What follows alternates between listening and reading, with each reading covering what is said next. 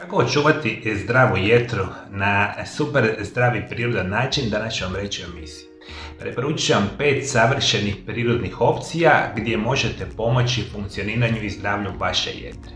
Jer jetra kao takva je jedan od najbitnijih i najvećih unutarnjih organa našega tijela i ono enormno, nevjerojatno pati u ovom modernom čovjeku. Mi svaki dan značajno opterećujemo funkciju jetre i veliki broj vas je već sada u opasnosti i vjerojatno već ima problema sa masnom jetrom koja se kasnije pretvara u puno goru perspektivu, a da nažalost toga niste ni svjesni. Moja prva preporuka koja je znanstveno utemeljena prirodni način pomoći jetre je aloe vera. Botanički naziv aloe vera je Aloe barbadensis Miller i član je obitelji Liliaceae. Zelena je višegodišnja biljka trokutastih mesnih listova nazubljenih rubova.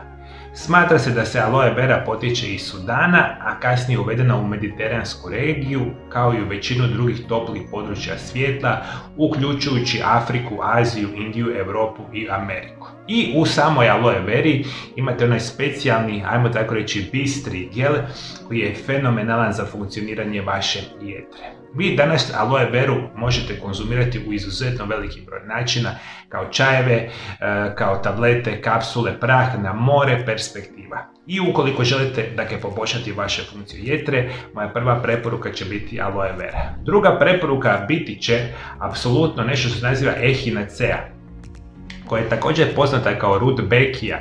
Autohtona je sjevernoamerička biljka sa drugom poviješću upotrebe.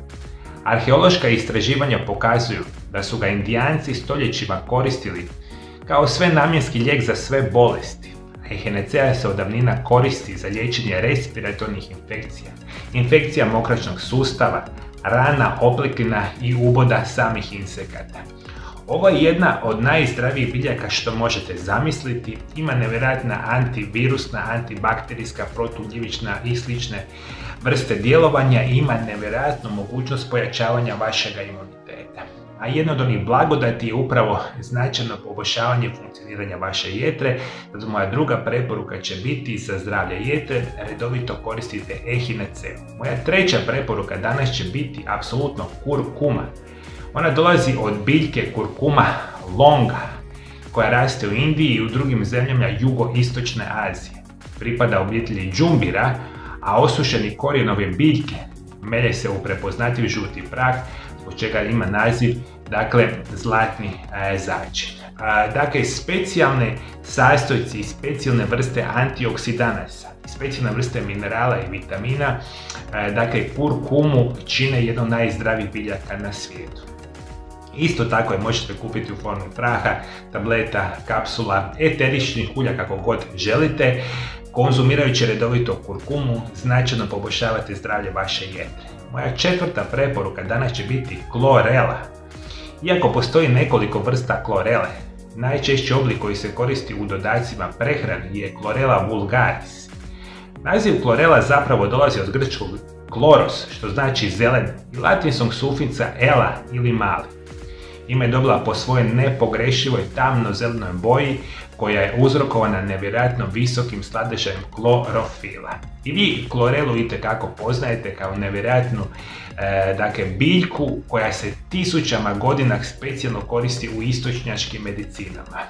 Mi ih u zadnjih desetljeća značajno otkrivamo i u ostatku svijeta. Ima nevjerojatan profil znanstvenih blagodati i nutrijenata koji je nevjerojatno bitan za naše zdravlje. Ima desetke i desetke zdravstveno dokazanih blagodati, a jedna od onih fenomenalnih načina je pomoći vašoj jetri. Za zdravlje vaše jetre na 4. mjestu koristimo klorelu. Na 5. mjestu ću vam preporučiti matcha, zeleni čaj.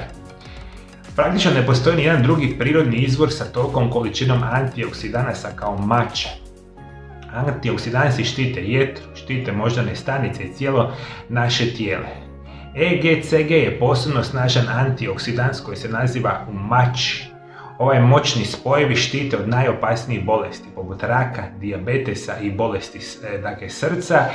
Generalno, matcha čaj se smatra praktično najzdravijim čajem na svijetu. Ima nevjerojatne zdravstvene blagodati, poboljšavanja, dakle zapravo i sprečavanja velikog broja bolesti. Isto tako tisućama godina unatrag se koristi u zemljama Dalekog Istoka, u Japanu, Kini i sl.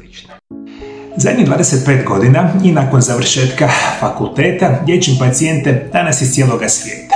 Moja osobna specijalnost je da vas putem nutricionizma i prirodnih lijekova preveniram i naučim kako da liječite bilo koju bolest modernog čovjeka. Isto tako, ako ste osoba koja ima problema sa zglobovima, leđima, artritisima, koljena, kukova i sl., onda možete doći u moju ordinaciju gdje ćemo koristiti medicinske metode, fizikalne terapije i rehabilitacije u kombinaciji sa mojim metodama prirodnih liječenja i programima da izliječimo vaše tegobe. Imate dvije mogućnosti kako ja vam mogu pomoći. Prva opcija je da dođete u moju ordinaciju i zato ukoliko želite nazovite broj telefona +385 98 91 79 200. Isto tako nas možete kontaktirati putem Vibera ili Whatsappa gdje možete dogovoriti liječenje u ordinaciji. Druga opcija moje pomoći svima vama biti će moje telefonske konsultacije. I zato svi vi koji me sada slušate iz Sjeverne Amerike, Južne Amerike, Europe, Afrike, Bliskog Istoka, Australije ili Azije, ja vam danas radim sa cijelim svijetom, možete odmah nazvati moju ordinaciju i dogovoriti moje konsultacije. Ja ću vam drage volje pomoći i naučiti vas kako se putem prirodnih lijekova i nutricionizma liječe vaše bolesti.